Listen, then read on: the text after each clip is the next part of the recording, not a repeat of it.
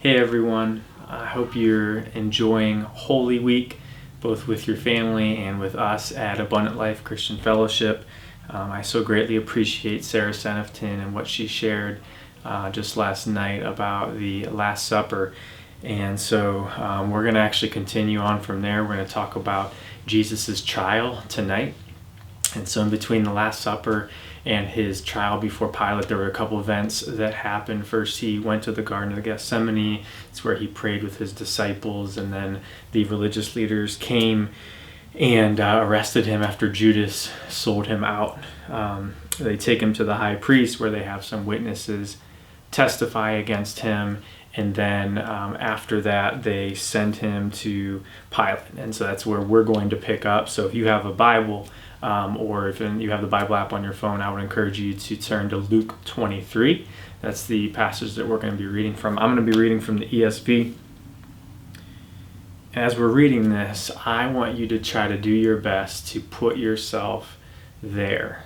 I'm going to try to do some things to help with that, but I just want you to think in your mindset, what would it have been like to be there? What would it have been like to be in the crowd? What would it have been like to be Jesus even in this event? So Luke 23, starting verse 1. Then the whole company of them, this is the religious leaders, arose and brought him before Pilate. And they began to accuse him, saying, "We found this man misleading our nation and forbidding us to give tribute to Caesar, and saying that he himself is Christ, a king." And Pilate asked him, "Are you the king of the Jews?" And he answered him, "You have said so." Then Pilate said to the chief priests and the crowds, "I find no guilt in this man." But they were urgent, saying, "He stirs up the people, teaching throughout all Judea, from Galilee even to this place." We're going to skip down to verse 13. Pilate then called together the chief priests and the rulers and the people and said to them, "You brought me this man as one who was misleading the people. And after examining him before you, behold, I did not find this man guilty of any of your charges against him. Neither did Herod, for he sent him back to us. Look, nothing deserving death has been done by him. I will therefore punish and release him." So here we have Jesus in this account accused of a few things that we'll talk about later and charged with them. He was tried in multiple places by multiple different people. The passage in the middle there that we skipped was where he went to Herod. So he starts with Pilate. Pilate tries him, finds him not guilty. Pilate realizes that Jesus was a Galilean and Herod was there, and so that was his jurisdiction. And so he sends him to Herod. Herod finds him not guilty, sends him back to Pilate, and then Pilate again finds him not guilty. So Jesus is accused, charged, tried multiple places by multiple people, found not guilty. And at this point, Pilate wants to release him and let him go. So at this point, things are looking up for Jesus. I mean, this trial seems to be going pretty well. This is kind of the point, like in the movies, where you see the defense, starting to get excited. The jury's just about to deliberate. There was just a piece of evidence or a witness that came in that really just confirmed what the jury was already thinking. The judge is about to pound the gavel, declare the defendant not guilty, and let him free.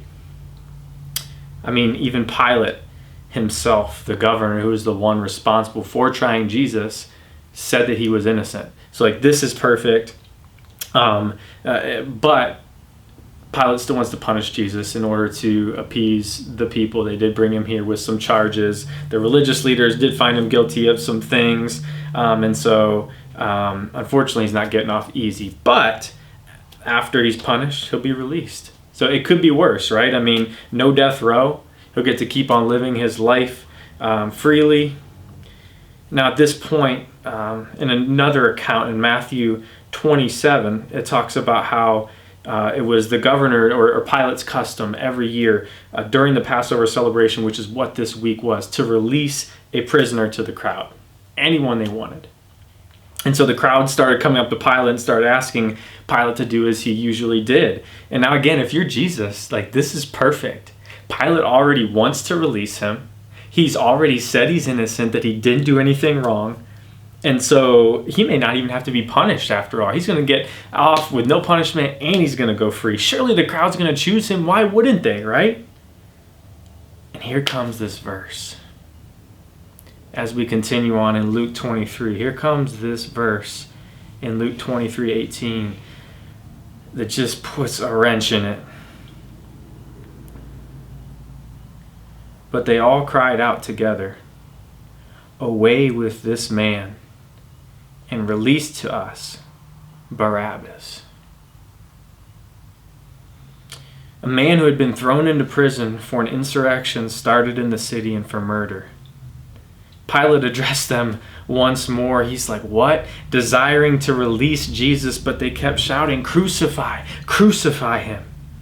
A third time he said to them, "Why? What evil has he done? I have found in him no guilt deserving death. I will therefore punish and release him." But they were urgent, demanding with loud cries that he should be crucified. And their voices prevailed. So Pilate decided that their demand should be granted. He released the man who had been thrown into prison for insurrection and murder, for whom they asked, but he delivered Jesus over to their will. Are you getting this? Jesus is accused and charged. One thing he was charged with, which we'll talk about later, was insurrection. The same thing that Barabbas was charged with, which pretty much just means like rising up against the government, trying to overthrow it. So he was accused with one of the same things that Barabbas was. Jesus was found innocent, and he was still punished. And then you have Barabbas, who's guilty, not just of the insurrection, but also of murder, found to be guilty, and goes free. Think about the injustice. Imagine what Jesus would have felt like. Imagine what his followers would have felt like. Imagine what the people in the crowd, some of the people in the crowd might have felt like. How hard it must have been if you were Jesus or on his side to shout, "Look, I did nothing wrong. He did nothing wrong. Why are you shouting to crucify me?" I know that that's what I would be shouting if I was in Jesus' place. Look, I've realized something about myself probably within the last year or so. One of my biggest triggers or like pet peeves is when innocent people are convicted or accused even of something that they didn't do and like sentenced or punished for something that they didn't do. Or even like for me, I know one of my triggers that relates to this is like if I'm accused of something I didn't do, or like of ill motives when I have a good intentions or good motives in something, or things like that. And like even when I'm watching a movie and someone's on trial and is found guilty, but as the movie watcher, like you know that they didn't do it, I just want to jump through the TV screen. I just want to jump through the TV screen and shout, "They didn't do it. They're innocent." If I was a lawyer, I guarantee my biggest fear will be putting away an innocent person. Guarantee it. I've recently started listening to a podcast called Wrongful Conviction, in which this guy interviews, this guy that works for the Innocence Project, interviews innocent people who have been charged, served time, and then later were found to be innocent and were released from their sentences. Some people served a few years. Some people served like multiple decades for something that they didn't do. And it really gets my blood boiling. It really does. But it also is amazing to hear the different stories. And as much as those cases that are on that podcast are unjust, all of those people who were sentenced to time in prison were at least found guilty at their trials. Jesus wouldn't even have been able to be on this podcast called Wrongful Conviction, because at his trial, at least this one with Pilate, there was no conviction. He was not found guilty. He was found innocent and still punished. Like this is crazy. He was never actually convicted and was still sentenced to death. And death on a cross, the worst kind of death. What injustice. But then we have this side character here, Barabbas.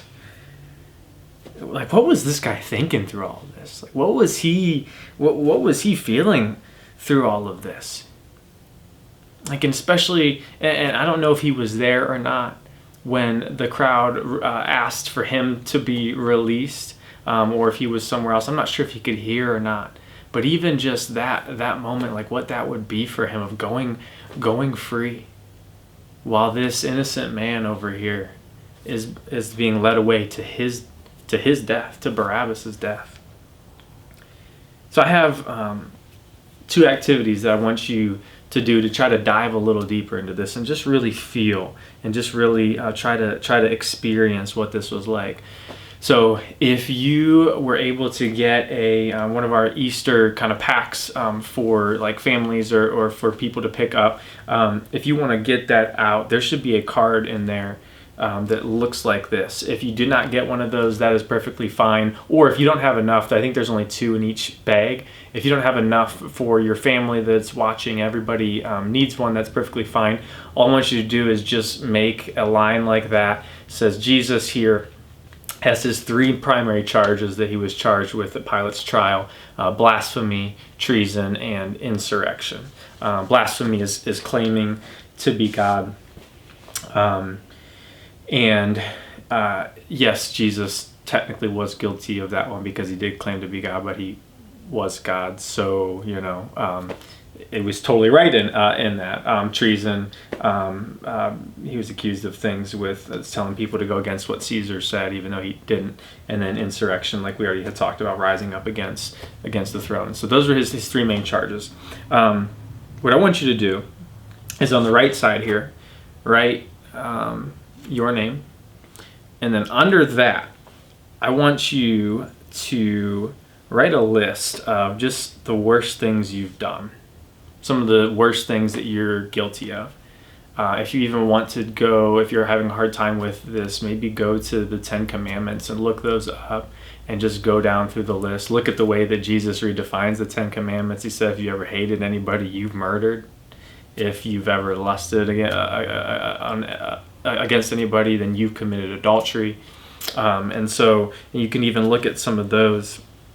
If you're having more trouble, ask the person sitting next to you what some of the worst things are that you've done. If you're not sitting next to anybody, call somebody that you trust and ask them what somebody that knows you. Ask them what some of the worst things are that you've done. I'm sure that they'll be able to help you out.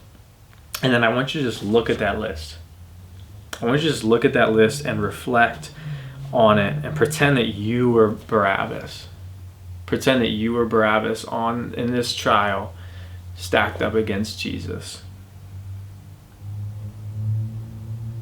Imagine what it would be like. Because in the grand scheme of things, we are more like Barabbas than probably anyone else in this story. One other thing I want to encourage you to do is we're going to put a couple videos in the comments for you to watch. I would encourage you to watch both of them.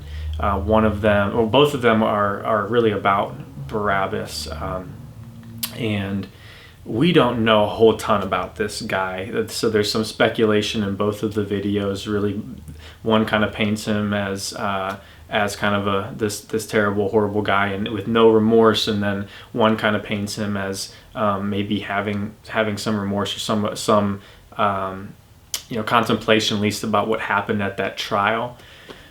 Fact is, we don't exactly know whatever happened to Barabbas, other than the fact that he went free, and that he wasn't the greatest guy before his trial. I hope that maybe he turned it around afterwards. We really don't know.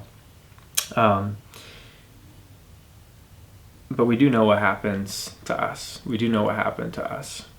And, one of the most amazing things about this whole story, this whole trial, is there's this verse in Matthew records this small conversation between Pilate and Jesus, where Pilate says Do you not hear how many things they testify against you? And then it says, but he, Jesus, gave him no answer, not even to a single charge, so that the governor was greatly amazed. Why was Jesus silent? Why didn't he defend himself? Because he knew that he had more Barabbases to set free. This was simply just a foreshadowing of the things to come. And so I would encourage you to do those two activities and to tune in tomorrow night to hear more on this. Have a wonderful night and go in freedom.